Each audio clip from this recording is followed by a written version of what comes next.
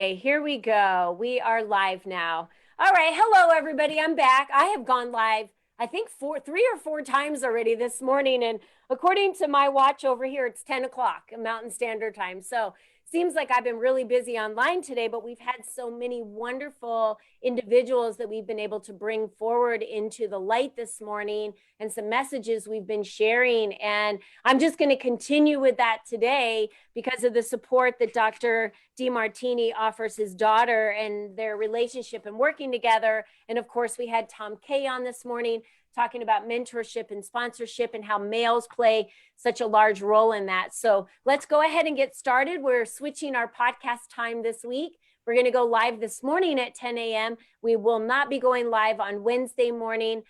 So this podcast should be live by the end of the week. So that's very exciting. Let's go ahead and get started with our podcast.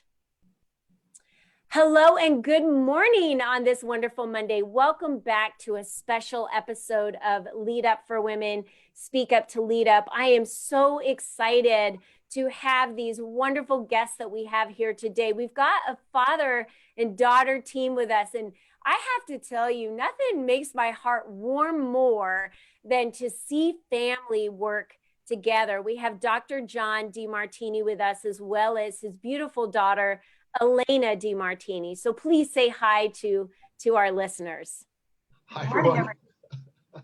Well, I'm so excited to have you both here. And we wanted to talk about the journey to life mastery today. And I wanted to really, just jump right in and start talking to our listeners a little bit about each one of you so they can get to know you a little bit better. And then, of course, I'll give you the opportunity to anchor that in this morning with talking more about your journey. But let's start with Alana. You know, the girls get to go first here. And she is now today a sought after, globally recognized professional educator and consultant on human behavior, personal development, and entrepreneurship. And as an educator, she has presented numerous courses covering multiple aspects of human values, personal transformation, and helped empower and inspire the lives of thousands of individuals and entrepreneurs. And I first want to say thank you for your work, Alana, in empowering individuals to really understand their power. That is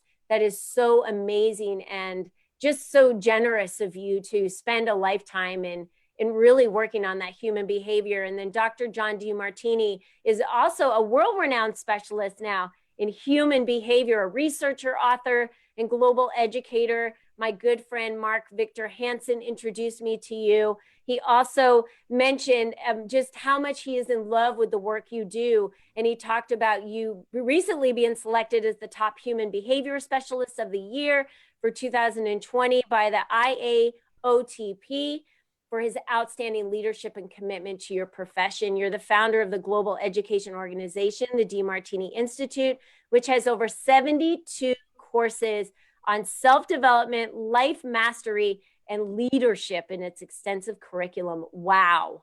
The two of you are impressive with your resume of what you've been able to do. And I didn't even touch on a quarter of what you've done within your life. But first, I'd like to ask the question, and I'll ask Dr. Demartini this question first, which is, why is life mastery so important to you today, Doctor? Since I was about 18 years old, I've had a dream to overcome my learning problems because I had difficulty speaking and reading and learning as a child. And I had the opportunity to meet an amazing teacher named Paul Bragg when I was 17, almost 18. And one night, 1 hour, this one man inspired me to believe that I could overcome my learning problems and someday learn how to read and be educated, because I was a high school dropout. Now, why that's extra special is because he went on and impacted the world with his work. And he had his daughter take over his company when he passed on. And his daughter and Alana know each other. And she was partly an inspiration to help Alana, even though Alana had already kind of had a sense that's where she was going anyway, but she actually had a catalyst to push that, and they called, and that was an inspiration for my daughter. So it's almost like the man that changed my life, his daughter helped contribute to Elena's mission. So I've been on a mission since I was 17. I'm now 66, going on 67. So I've been on a mission on self-mastery since that day. That's amazing. Yeah. Thank you for sharing that, because isn't it so true that those that we meet along our journey really inspire us to create change for so many others. And we don't realize the ripple effect of how just inspiring one person can change and impact the lives of hundreds of thousands of people, which is what you've been able to do over your journey. So talk to us a little bit about that journey from the time you were 17, which you said that you've wanted to make an impact. And where did that start? You know, how did you get your start from that point? Where did you even know what to do at that point? Did you start a business on your own? Did you start researching? Did you go to college? What did you do? I first moved back from Hawaii, where I was, to Texas, hitchhiked back to Texas when I flew to LA, took a GED and guessed and passed, and then tried to go to school and failed. And with the help of my mom, we started to go to a dictionary, and I started reading 30 words a day and memorizing and pronouncing and spelling 30 words a day until my vocabulary was strong enough to pass. And once I learned how to read, it was a slow process, but once I learned how to read, once I was able to go back to school, I never stopped. And it was not an easy process initially, but now, you know, I've never stopped reading. And started to read, once I learned how to read, I started reading 18 to 20 hours a day. And I've never stopped since. I've read over 30,500 books now. So I'm constantly reading because I can. And then the information you learn from that, standing on the shoulders of all those giants, you want to share with people. You know, and the very first time somebody came to me and said, I'd like to ask you a question, that brought tears to my eyes, to think that I could help somebody. And that's been my dream, and to be intelligent enough to be able to offer a value to somebody. I love that. I love how humble you are, Dr. Demartini, because you know you started off by just wanting to cross the first path, right? Which was being able to spell the words and then taking the GED. And you're so humble in the place where you really feel like, wow, I've made it because someone's asking me a question and they really care about what my answer is here. And the first woman, I had a 375-pound Afro-American woman ask me to teach her yoga. It's awesome. That is awesome. I love your journey, because it just, you know, from the very beginning, it just goes to show that no matter what your past is, we talk about this a lot in Lead Up for Women, no matter where you started, we didn't always get to choose that original path. And as children, sometimes that path, or most of the time, that path was chosen for us. So we can utilize that past to fuel us in our future, for us to make the changes we want in our life, for us to drive through and persist to where we want our lives to be. Or we can remain in the past and become a victim of circumstances that were there and placed in front of us to say, well, didn't look like I had the right circumstances at the time to pass high school, so I guess I'll just be a dropout for the rest of my life.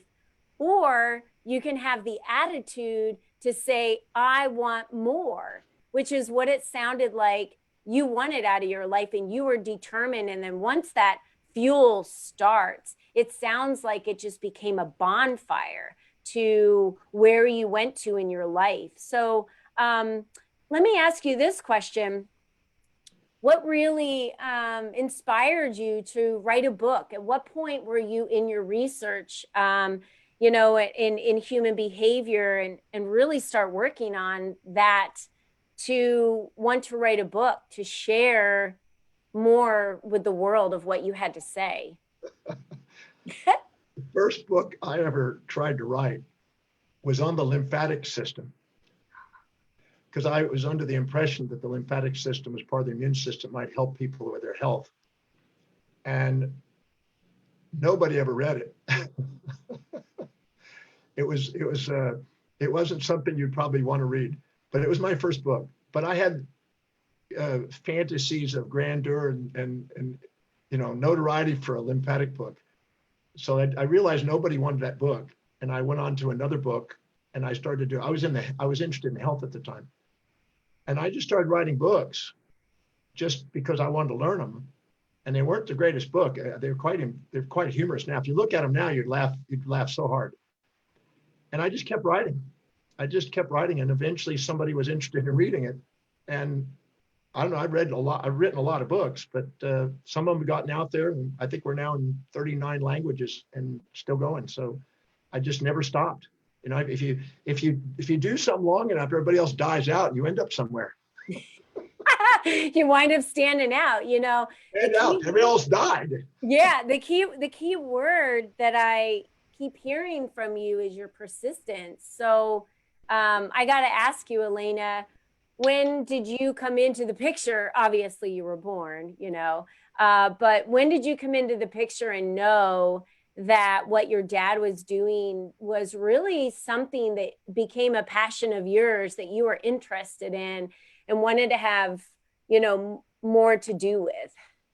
Well, for me, I think it goes as far back as the age of 12.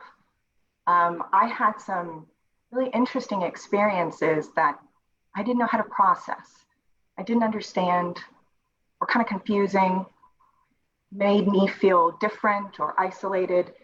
And my dad introduced some incredible information, some very different questions, and a really inspiring application to help me process and understand what had occurred and these physical symptoms that had manifested. He helped me process. He helped me understand. And from 12 to 14, I really got to see the application of that and see the cool use of that. And then from about 17, I got introduced to the grief process. I had a very close friend of mine pass away, and it was very hard to process, and my school and my friends were having a hard time processing. So my dad introduced me to what he calls the grief process. And at 17, he helped me help others neutralize and dissolve and honor my friend that had passed away. And instead of crying and grieving and feeling that sorrow and sadness in the body, we got to have gratitude and love and inspiration and enthusiasm and poise and presence next to this. And that was probably my first real taste of some of his work. And trust me, along the way, kind of thought he was crazy, kind of didn't understand him myself. I think I even got more involved in the work to understand this man. That was my dad. But then it became so beautiful and measurable in the results I was creating for myself. I was a bit selfish in the beginning. It was more about me applying this for myself and experiencing the results for myself. And then I'd say at 24, I got a little more involved. And then in 2008, I came to his method training program, watched him assist 4 individuals in neutralizing some unbelievable anger, unbelievable sorrow. In an hour and 45 minutes, he helped 4 people that had been holding on to unbelievable emotional charges. And he dissolved it and helped them empower themselves and others. And I was hooked. I was like, okay, how do I do that? How do I figure out that? I think I even said, holy crap, that's cool. And from 2008 on, I've been doing my best to absorb and transfer the knowledge to assist in my own empowerment as well as for others. Can I share something? Yes. About 17 years ago, I believe, Alana, it was 2003, I think, right at Toowoomba. We were in Australia, and she came out we had this beautiful place in Australia, And she came out there. My wife was still alive at the time. And we ended up having a big breakthrough experience, which is one of my signature programs, which I've done 1,117 times now. And we did one in Toowoomba, Australia, which is inland from Brisbane, in a place that we've never imagined going doing a breakthrough. We had, I think, 70 or 82 people attending. 82 individuals. 82 individuals at it. And they didn't have any air conditioning, so it was super hot because this is the summer in their time zone in January. And I was behind. I didn't have enough assistance. And my daughter walked up to me and she said, "Dad, you need help. I'm taking over. I'm stepping in." And that's when she actually stepped up and started doing amazing things. She had a skill that was amazing. And she just went in there and just did it. I didn't even know. It was quite spontaneous. And she just came in there and just, I guess, observing and paying attention. She had it more than she realized. And she just went in there and just blew people away. So she had the skill even before 2000, I think, or whenever it was, 2012, I think. It was really starting to happen already. So thank you for sharing that story, by the way, Dr. Demartini. What did that, as a father, what did that mean to you? You can't have, there's sometimes when I've got all three of my offspring, my young, I call them the children, but they're 35, 33, they're up in age now. But when they're on, and the other day we had all three of my children on the program, and I just get teary-eyed to see them do it. My middle daughter is getting ready to have a baby, and she's getting ready to marry this gentleman who's I've known for 17 years, been a client of mine. My daughter is with a guy that's a client. They I guess they meet them in the programs. That may be why they came and started helping me. I don't know. Maybe they're picking up guys. I don't know. But the point was, when I look out there and I see them, it's particularly because we just did a program this weekend together. We were full on from 3 p.m. till 2 a.m. in Australia, New Zealand, and Japan this week. Correct. And we were working together the whole time and working, and we were cranking. It was just inspiring. So I get tears in my eyes of gratitude. I mean, how can you not? Yeah. How can you not when you get to do something you love with the people you love? How can you not do it?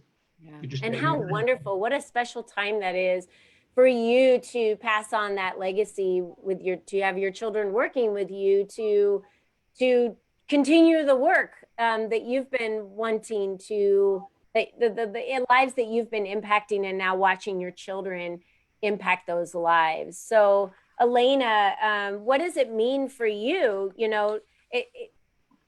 I'm sure that you work with families. I'm sure that, the individuals you're working with, you're making these major transformations. And I think one of the important pieces that you talk about is empowering people to take the applications and what you're teaching them, apply that into their lives through repetition for them to really be able to make lasting changes. So Alana, what does it, mean for you now that your life has been changed by applying the work that your dad has created and the research that he's done, and took that application, applied it to your own life, saw it work for real, and now taking that legacy and moving forward to working with other individuals? I mean, where do you see this going? Where do you want it to go? What does that mean to you for the future? I love that question. I think, my number one value is definitely the transfer and application of this knowledge. I think and there's many vehicles in which that's been executed and displayed and demonstrated, but what's really meaningful is that I can and intend to create some generational sustainability through this work, meaning I can empower and assist others through our applications, and they will empower and assist others. I think this is I think it's kind of just getting started. I think that I also get to bring in a lovely, warm, feminine element to it, and kind of integrate that male and feminine, male and female, and help others do the same. And if I can help and create that for others, and they can do that for others, then we have something that's very sustainable and very inspiring. something that I think is a higher cause and kind of is a driving force for me. So to be able to transfer and apply this knowledge that's measurable and impactful and incredibly sustainable, because it gets to the core of who you are, and then to be able to do that for others and have many different modalities and platforms and forms for people to then apply and assist, I think it's just an incredible never-ending tool and transformational opportunity for anybody and everybody willing. And it's unbelievably inspiring to get to be a part of that, even if it's a little bit. I totally agree. And I'm glad that you brought up the feminine energy, because that's completely different when you bring that perspective into the work. Have you seen changes, Dr. Demartini, with when Alana has started working with you, and even some of your other Alana, now your other siblings working with you, bringing the female energy into play? Well, it's like Beauty and the Beast, isn't it? It's like sometimes we teach things about identifying what you really value in life and prioritize your life and delegate lower priority things and stuff.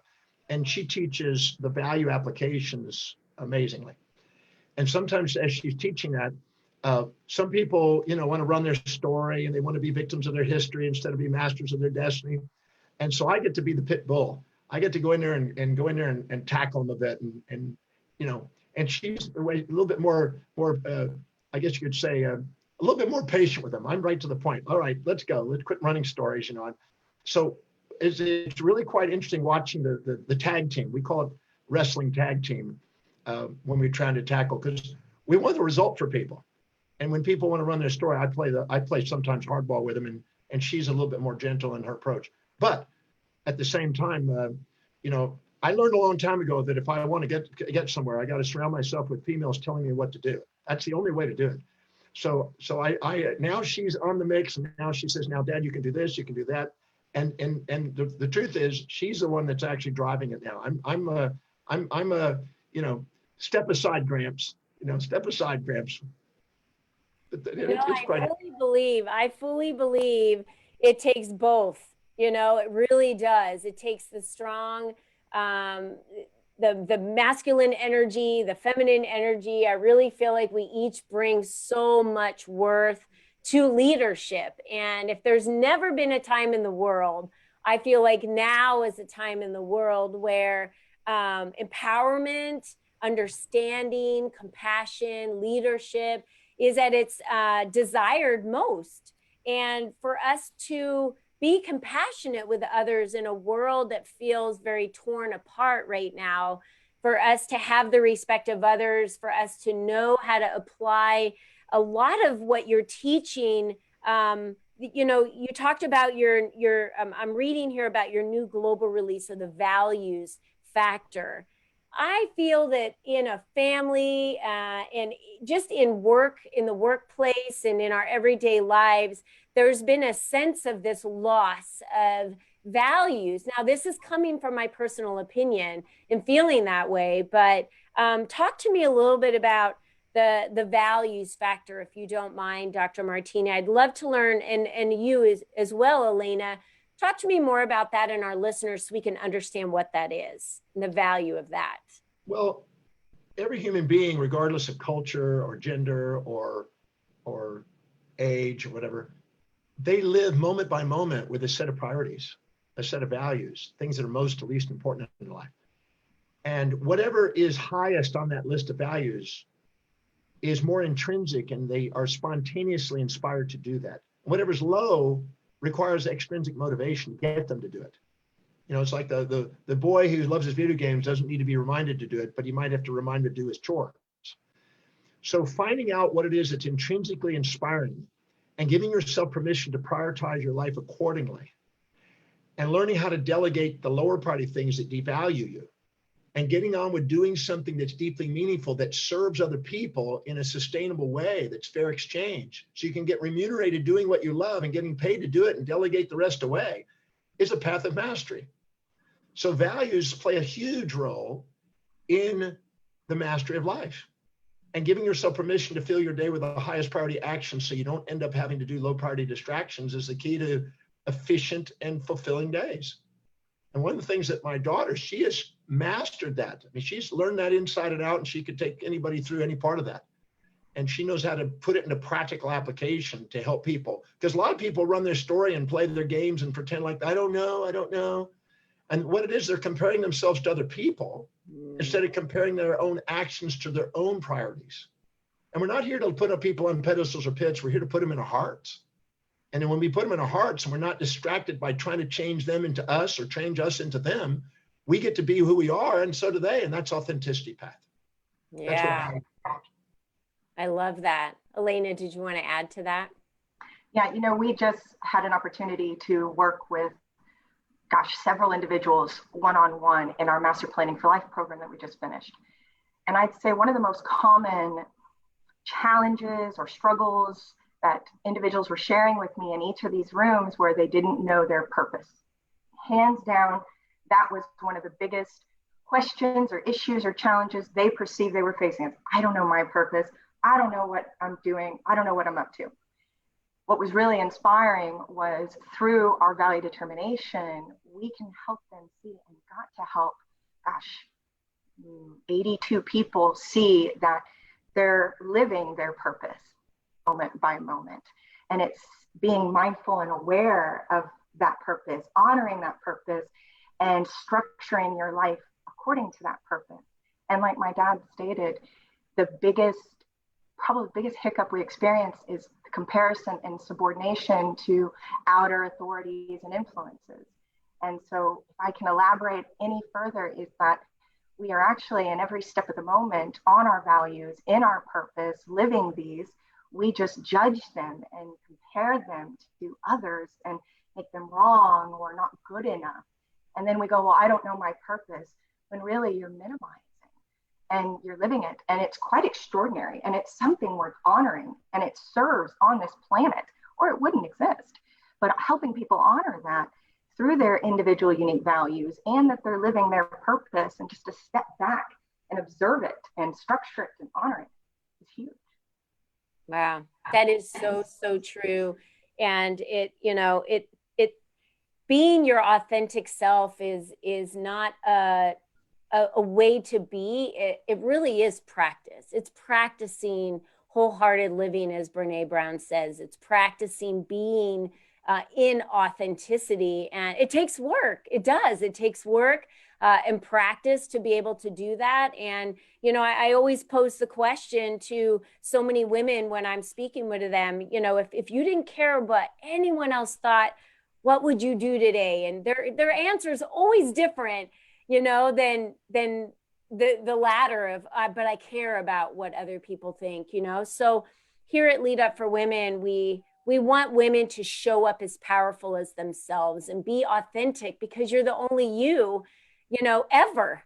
And you're the only you that will ever be. So, you really truly have no competition, because no one can be you or do what it is that you do, and that's why I created Lead Up for Women in this community, was for women to collaborate together and step in the spotlight and not be afraid to share their authenticity and who they are and use their voice, but in a safe and nurturing environment where we respect each other, where we lift each other and care about each other, because it's the support that we offer each other throughout this journey, and empowering others, not necessarily always being the leader in the front, and feeling as if you always have followers, but walking alongside others and empowering them to be able to take the lead, and standing on their own 2 feet.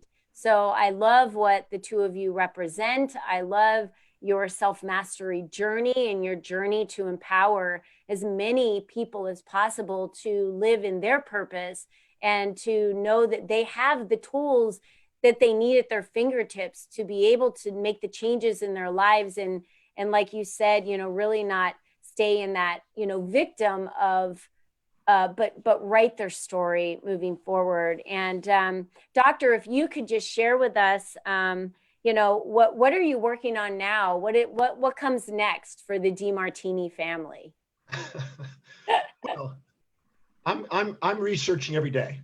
I'm learning every day. Sure. I've got many, many researchers around the world that are experts in their field that send me literature and research daily. So it's bombarding every day. I'm working on a new book on the grief method because it's profound.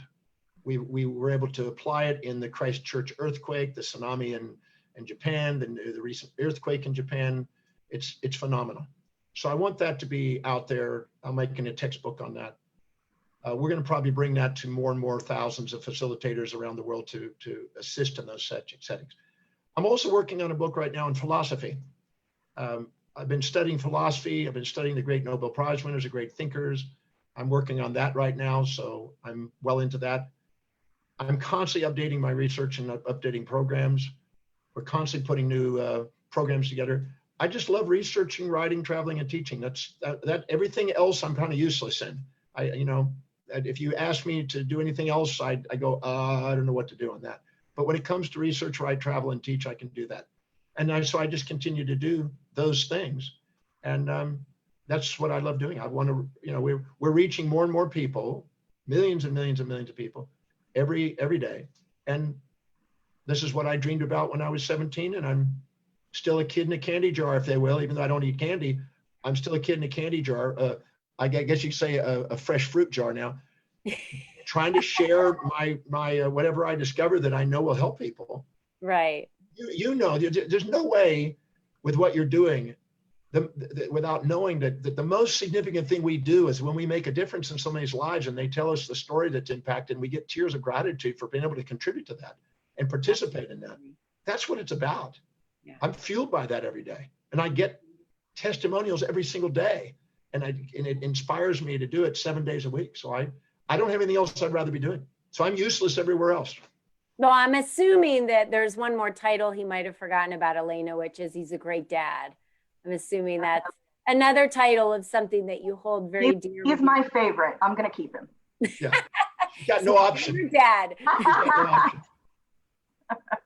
I think she's vowing for that top position, because all the kids always argue over who's dad's favorite. She charging for that position right now. I'm getting the brownie points. Well, Brescia, my middle daughter, is also a real firecracker. She's a fashion designer, and she was speaking also at a very young age. In fact, I remember I was in the Bahamas. Do you remember, Elena? Yep. I was in Bahamas, and I was speaking to a group of 600 doctors. And Brescia comes running from the back of the room and comes up and grabs a microphone and starts doing a talk had no fear whatsoever. Yeah. She could do karaoke on a talk and make up a song on the spot. So she's also that way. And my son is more the quiet one and lives in the video world and has thousands of people that he reaches in the video world. So they're all different, and they're all part of the magnificence. And I can't really do a lot of claim on their creativity and genius.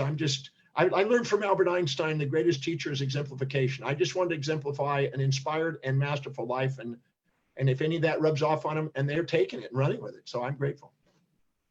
I agree 100%. I mean, my husband and I have 7 kids, and we have 11 grandkids. And so they're all so different. They're all so different. And they're from their mid 20s, to their mid 30s. And I 1000% agree with you. We're just here to empower them to be the best individuals that they can be, the best parents, the best, mother and father, the best husband and wife, and, leaders in what it is that they're passionate about. So Elena, where do you go from here? What's next for you?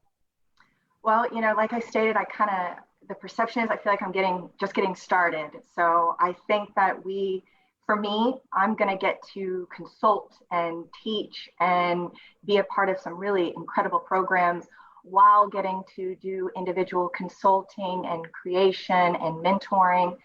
So I think what's next for me is just a new level and an ever growing degree of individuals to assist. And the inspiring platforms have been my favorite program, the Breakthrough Experience, our training program. I mean, we have 76 courses. My father's created 76. So I'm blessed to get to navigate and manage and teach and educate and facilitate in each one of those, and then do my own individual consulting and teaching along the side to empower women of all creeds and cultures and religions.